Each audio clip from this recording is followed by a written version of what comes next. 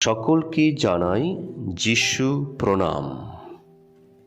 আমার প্রিয়জনেরা, আমরা এই তপস্যাকালে এবং পুণ্য সপ্তাহে চেষ্টা করি যিশুর দেওয়া সেই শেষ 7টি বাণীর উপর ধ্যান অনুধান করতে। প্রথম বাণী: পিতা, এদের ক্ষমা করো, কারণ তারা জানে না তারা কি করছে। লূক রচিত মঙ্গল সমাচার 23 অধ্যায় 34 পদ।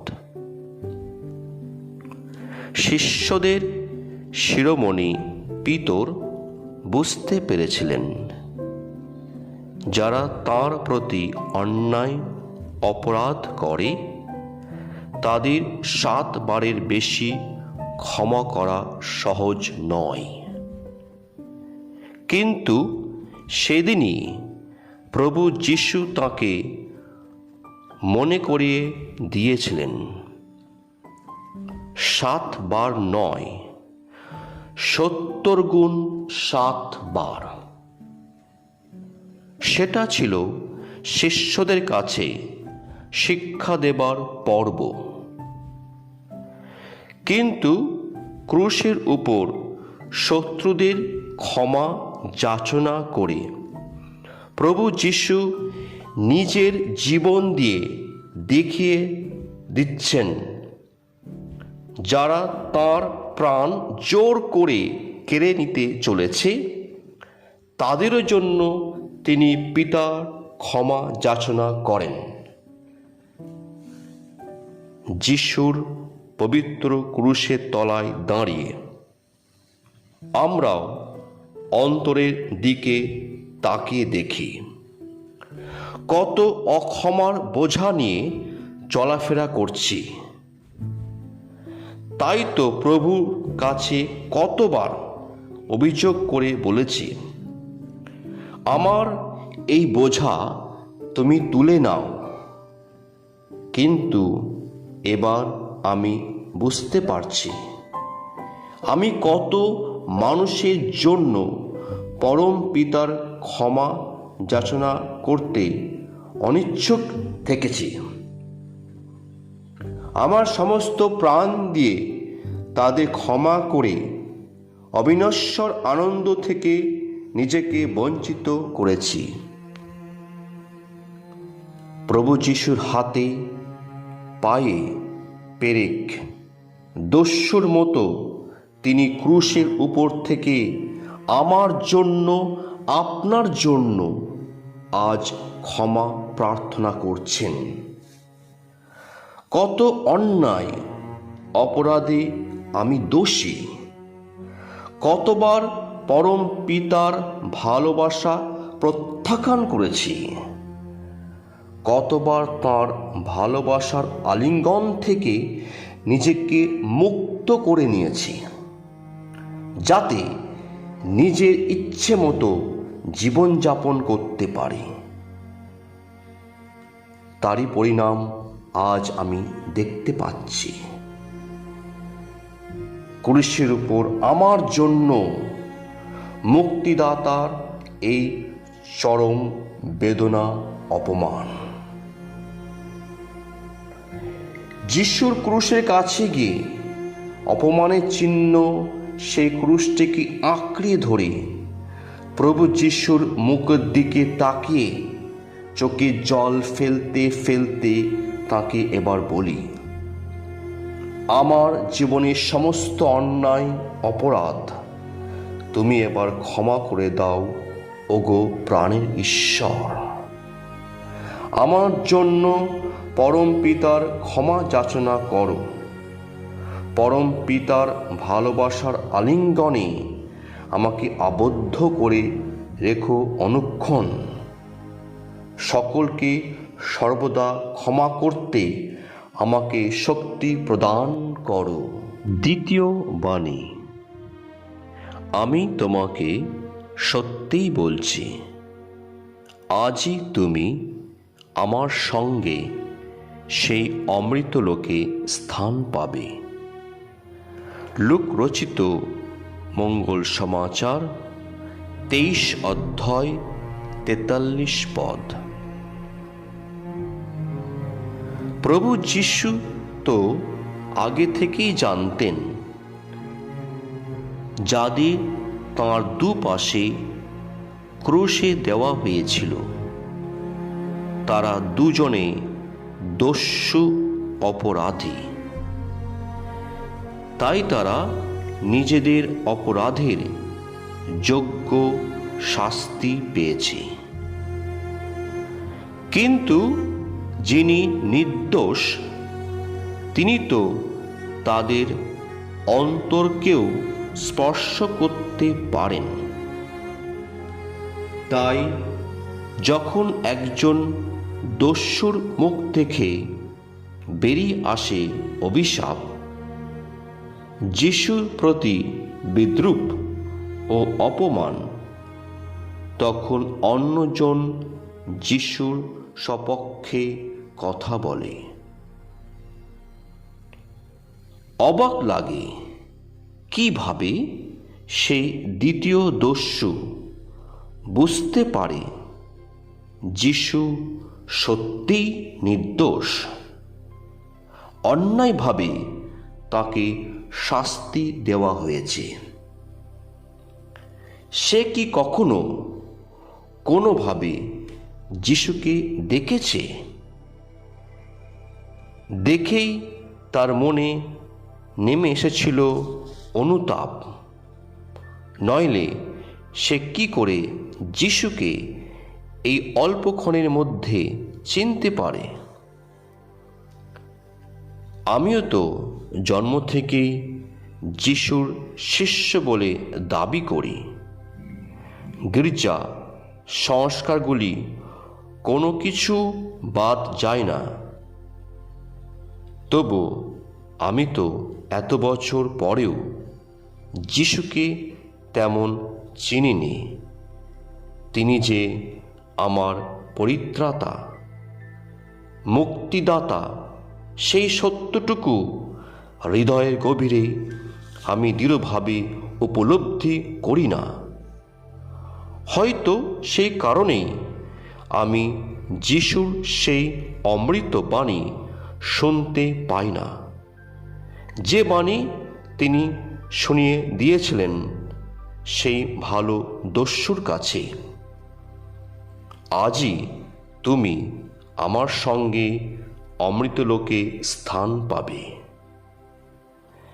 যিশুর কাছ থেকে তার ক্রুশের তলায় দাঁড়িয়ে যদি বিশেষ কোনো আশীর্বাদ যাচনা করতে হয়, তাহলে আমি তো এইটুকুই চাইব,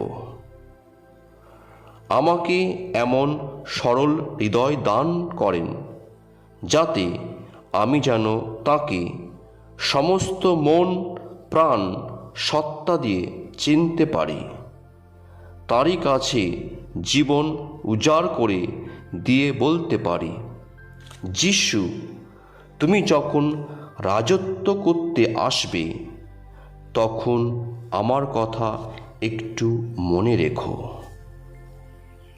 যিশু তাঁর রক্তাক্ত মুখ আমার দিকে ঘুরিয়ে মৃদু হাসেন। তক্ষুনি আমি হৃদয়ের গভীরে অনুভব করতে পারি তাঁর সঙ্গে অমৃত লোকে তিনি আমাকে স্থান দেবেন। এছাড়া আমি জীবনে আর কি আশা করতে পারি? তৃতীয় বাণী। মা, ওই দেখো তোমার ছেলে। তারপর তিনি শিষ্যটিকে বললেন, ওই দেখো তোমার মা। যোহন রচিত মঙ্গল সমাচার 19 অধ্যায় 26 থেকে 27 পদ। যিনি তাকে নিজের গর্ভে 9 মাস ধারণ করেছিলেন, তাকে লালন পালন করেছিলেন 30 বছর। প্রভু যীশু কি তার জননীকে একা ফেলে রেখে যেতে পারেন, যিনি তাঁর জীবনের প্রত্যেক গুরুত্বপূর্ণ মুহূর্তে তার পাশে থেকে উদ্দীপনা জাগিয়ে তুলেছিলেন, তাঁর ভালোবাসার আলিঙ্গনে আবদ্ধ করে বলেছিলেন, আমি আছি তোমার পাশে, তুমি এগিয়ে যাও, পরম পিতার পূর্ণ ইচ্ছা পূরণ করে যাও। তাকে কি যিশু তাঁর জীবনের অন্তিম মুহূর্তে ভুলে যেতে পারেন? অন্যদিকে তার মুখের দিকে এক দৃষ্টিতে তাকিয়ে আছে সেই শিষ্য, যিনি প্রভুর বুকে মাথা রেখে শুয়েছিলেন সেই অন্তিম ভোজে। তুমি কি সত্যি আমাদের ছেড়ে চলে যাবে প্রভু? তোমাকে ছাড়া আমরা বেঁচে থাকতে পারবো না। যোহন চোখ দিয়ে তার প্রভুর সঙ্গে কথা বলেন। তার চোখের প্রতিটি বিন্দু জল এই সত্যটি বহন করে। তিনি যিশুকে নিজের জীবনে ধরে রাখতে চান। আমার জন্য তুমি কি শেষ পর্যন্ত কিছু দেবে না প্রভু? যিশুর কাছে যোহন দাবি করতে পারে। যিশু তাঁর প্রিয় শিষ্যর কাছে মাকে তুলে দেন, যাতে মারিয়া যেন কখনো মনে না করেন তাঁর ছেলে আর নেই। এতদিন মারিয়া ছিলেন শুধু যিশুর জননী, কিন্তু আজ তিনি হয়ে উঠলেন বিশ্ব জননী, পৃথিবীর সকল নরনারীর জননী। শিষ্য যোহনের ঘরে মারিয়ার মেলে ঠাঁই, যাতে মারিয়ার মধ্যে যেন যোহন খুঁজে পেতে পারেন স্বয়ং প্রভু যিশুরই মুখ্য ছবি, পরম পিতার বিশ্বস্ত সহযোগী। আমার পিতামাতা প্রতি আমি কি যথেষ্ট যত্নবান? আমি কি তাদের বৃদ্ধ বয়সে তাদের সকল প্রয়োজনের কথা মাথায় রাখি, যাতে তারা যেন কখনো দুঃখের তিমিরে ডুবে না যায়? ক্রুশবিদ্ধ যিশু আজ আমার দিকে তাকিয়ে বলতে চান, তোমার পিতামাতাকে কখনোই দুঃখ দিও না, কারণ তাদের সুখই তোমার সুখ, তাদের আনন্দ তোমার আনন্দ, তাদের সর্বদা তোমার কাছে রেখো, পাশেই রেখো। চতুর্থ বাণী। বেলা 3টের কাছাকাছি সময় যিশু জোরে চিৎকার করে বলে উঠলেন, এলি এলি লেমা সাবাক্থানি, অর্থাৎ ঈশ্বর আমার কেন আমাকে পরিত্যাগ করেছ? মতি রচিত মঙ্গল সমাচার 27 অধ্যায় 46 পদ। অসহায় প্রভু যিশুর আর্তনাদে কালভেরি পর্বত প্রতিধ্বনিত। যিনি অসম্ভবকে সম্ভব করে তুলেছিলেন, তিনি কি এমন চরম দুঃখ লাঞ্ছনা থেকে বেরিয়ে আসতে পারেন না? সর্বশক্তিমান পিতা ঈশ্বরের সন্তান, তার পক্ষে অসম্ভব তো কিছু নেই। তাহলে তিনি কেন এত বিদ্রূপ অপমান কষ্ট ভোগ করবেন। তিনি যেন সত্যি বলি দেওয়ার জন্য নিয়ে যাওয়া মেষ। মুখ ফুটে প্রতিবাদ জানানোর তাঁর শরীরে শক্তি নেই। নিজের আরামাইক ভাষায় যিশু চিৎকার করে ওঠেন। তাঁর হৃদয়ের গভীরতা থেকে বেরিয়ে আসে এই কথা। সামসঙ্গীত 22 থেকে নেওয়া এই কথাগুলি আমাদের স্মরণ করিয়ে দেয়, ক্রুশের উপর প্রভু যিশু বুঝতে পারছেন সব কিছু যেন তাঁর হাত ছাড়া হয়ে গেছে। তাঁর বন্ধু বান্ধব, আত্মীয় স্বজন, সহকারী উপকারী, এমনকি যাদের সঙ্গে তিনি 3 বছর কাটিয়েছেন, তারাও তো প্রাণের ভয়ে পালিয়ে গেছেন। মরুপ্রান্তে 40 দিন শয়তানের দ্বারা পরীক্ষিত হবার পর এবার সে যিশুর কাছে এসেছে তাকে প্রলোভনে ফেলতে। তিনি কি পরম পিতার দেওয়া সে তিক্ত পানপাত্র থেকে পান করবেন না? তিনি কি অত সহজে মাঝ দরিয়ায় হাল ছেড়ে দিতে পারেন? তিনি যদি এইভাবে ছেড়ে দেবেন, মানব পরিত্রাণ কিভাবে সম্ভব হবে? হয়তো মায়ের দিকে দৃষ্টি যেতেই তিনি বুঝতে পারেন সেই জননীর অকথিত কথা, হাল ছেড়ো না খোকা, এই তো আর কিছুক্ষণ, আমি আছি তোমার পাশে। কতবার আমিও জীবনযাত্রায় যেতে যেতে হতাশায় ভুগি। মনে হয় এই পৃথিবীতে কারো ওপর আস্থা রাখা চলে না, এই দুনিয়ায় কেউ নির্ভরযোগ্য নয়। অবশেষে আমাকে একাই জীবনের সঙ্গে সংগ্রাম করতে হবে। সেদিন কেউ আমার পাশে থাকবে না। আমার জীবন মৃত্যু নিয়ে কেউ এক ফোঁটা চোখে জল ফেলবে না। না, এবার আমি ক্রুশবিদ্ধ প্রভু যিশুর দিকে তাকিয়ে দেখি। তিনি যেন আজ আমার মধ্যে এক নতুন উদ্দীপনা জাগিয়ে তুলেছেন, যাতে তাঁরই সহায়তা নিয়ে আমি জীবনের পথে এগিয়ে যাই। তাহলেই তো পাব অনন্ত জীবন, সেই স্বর্গীয় সুখ। পঞ্চম বাণী।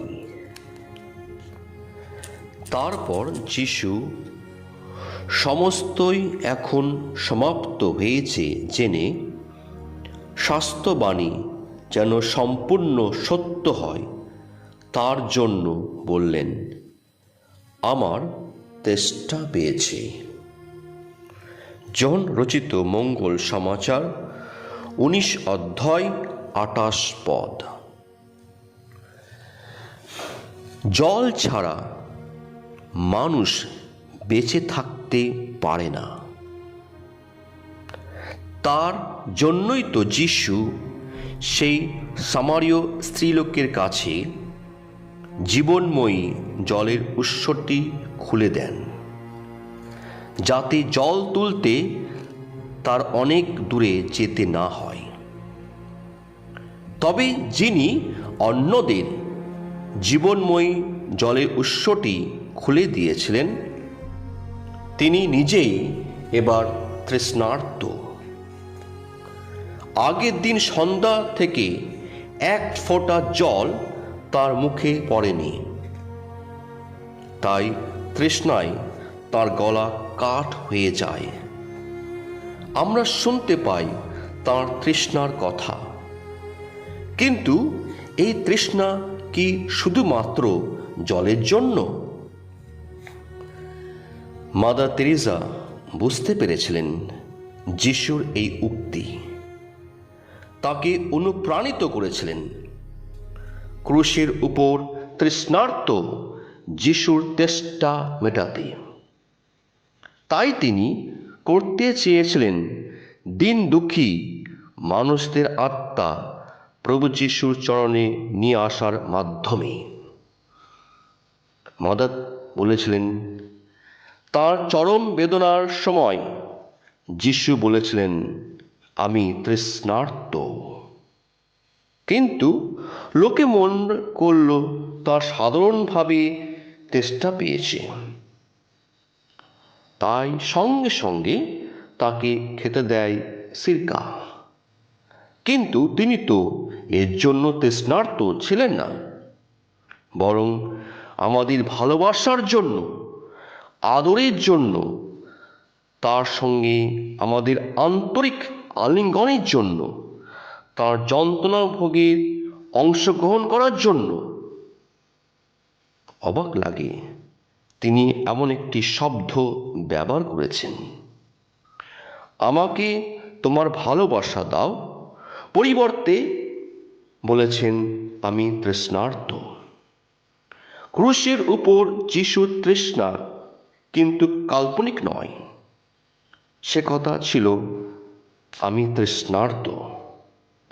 আজ আমরা তার বাণী আমাদের উদ্দেশ্যে, তোমার উদ্দেশ্যে কথিত শুনি। সেটা সত্যি ঈশ্বরের এক মহাদান।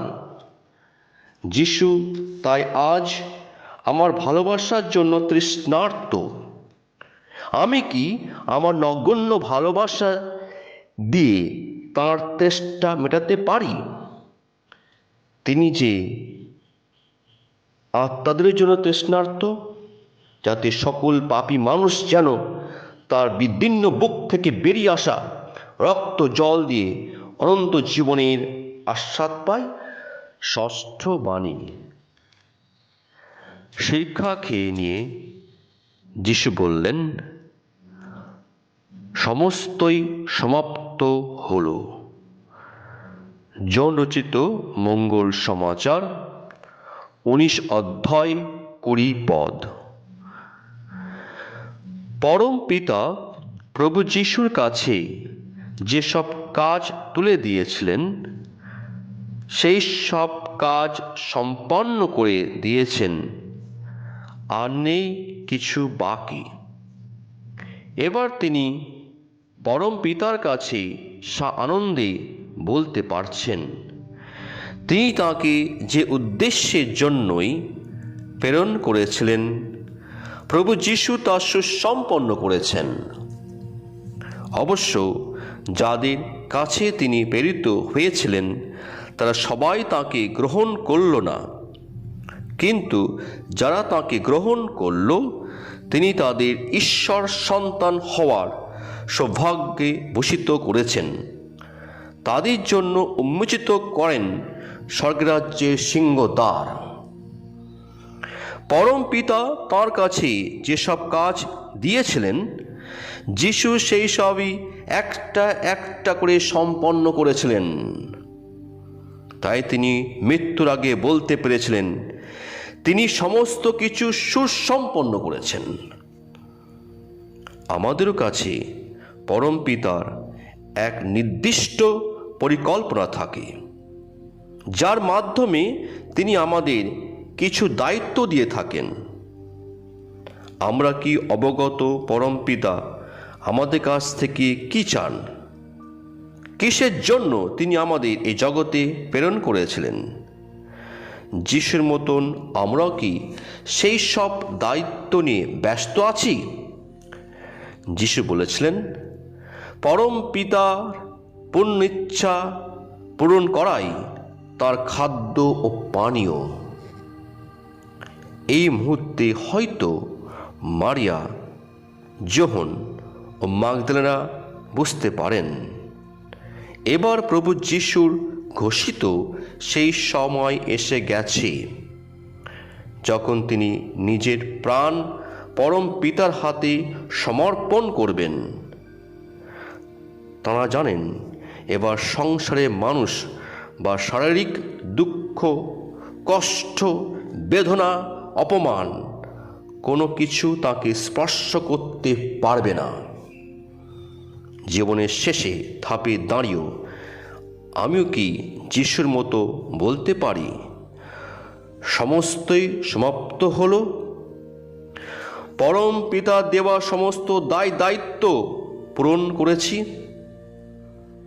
এই আনন্দে কি মাটি মায়ের শ্যামল কোলে ঠাঁই নিতে পারবো? তাই আজ আমার জীবনে সমস্ত কিছু আদি ও অন্ত সেই পরম পিতার হাতে সমর্পণ করি, ক্রুশবিদ্ধ যিশুর সঙ্গে মিলিত হয়ে। সপ্তম বাণী। যিশু জোরে একবার চিৎকার করে বলে উঠলেন, পিতা, তোমারই হাতে আমার প্রাণ সঁপে দিলাম। লূক রচিত মঙ্গল সমাচার 23 অধ্যায় 46 পদ। স্বয়ং পরম পিতা যিশুকে এই জগতে প্রেরণ করেছিলেন, যাতে পাপ, মৃত্যু ও অশুভ শক্তিতে ভরা এই পৃথিবীর মানুষদের তিনি পরিত্রাণ সাধন করতে পারেন, তাদের জন্য উন্মুক্ত করতে পারেন স্বর্গরাজ্যের দ্বার। তাই জীবনের শেষ মুহূর্তে সেই পুণ্যময় পিতারই কাছে প্রভু যিশু নিজের প্রাণ সঁপে দিচ্ছেন। এবার তার মধ্যে পৃথিবী মানুষদের জন্য দেবার মতো কিছুই নেই, রয়েছে শুধু তার প্রাণ। তার দেহের শেষ বিন্দু রক্ত পর্যন্ত তিনি মানুষদের জন্য দিয়েছেন। তাই পরিশেষে পরম পিতার কাছে নিজের প্রাণ সঁপে দেন। নশ্বর জীবনের ওপারে রয়েছে অনন্ত জীবন, যেখানে নিত্য বিরাজ করেন স্বয়ং পরম পিতার আত্মা। তাই পৃথিবীর জড়তা, মায়া, মোহ সমস্ত কিছু পরিত্যাগ করে তিনি অবিনশ্বর যাত্রাপথে অগ্রসর হওয়ার জন্য পরম পিতার সহায়তা যাচনা করেন। যিনি তাকে প্রেরণ করেছিলেন তারই কাছে যাওয়া, সে তো যিশুর কাছে পরম আনন্দের কথা। সাম সঙ্গীত 31 অধ্যায় 5 পদ এর সাহায্য নিয়ে যিশু পরম পিতাকে ডাকেন, কারণ তিনি তো বিশ্বস্ত ভগবান। তারই কাছে প্রভু যিশু আজীবন অনুগত ছিলেন, মৃত্যু পর্যন্ত তিনি তারই কাছে বিশ্বস্ত ছিলেন। তাই তারই কাছে ফিরে যাওয়ার আগে নিজের প্রাণও তার হাতে প্রভু যিশু সমর্পণ করেন। পিতা আর আমি এক। যিশুর এই বাণী এবার পূর্ণ হতে চলেছেন। যিনি তাকে পুরস্কৃত করেছেন তার এমন আত্মদানের জন্য মহিমান্বিত করতে চলেছেন। তারই জন্য পরম পিতারই কাছে তিনি যাচ্ছেন। আমাদের খ্রিস্টের বিশ্বাস বলে আমরাও মৃত্যুর পরে পরম পিতার সঙ্গে স্বর্গসভা সকলের সঙ্গে মিলিত হব। যিনি আমাদের দিতে এসেছিলেন এদেন উদ্যানে হারানোর মর্যাদা, আদিম পবিত্রতা, ঈশ্বর সন্তান বস্ত্র এবার আমরা পরিধান করি, যাতে যিশু যেখানে রয়েছেন সেখানেই আমরা যেতে পারি, তারই সঙ্গে মহিমা আসনে উপনীত হতে পারি। আমার প্রিয়জনেরা, আসুন আমরা এই তপস্যাকালে পুণ্য সপ্তাহে আমরা যিশুর এই সপ্তবাণীর উপর ধ্যান প্রার্থনা করি। সকলকে জানাই জয় যিশু।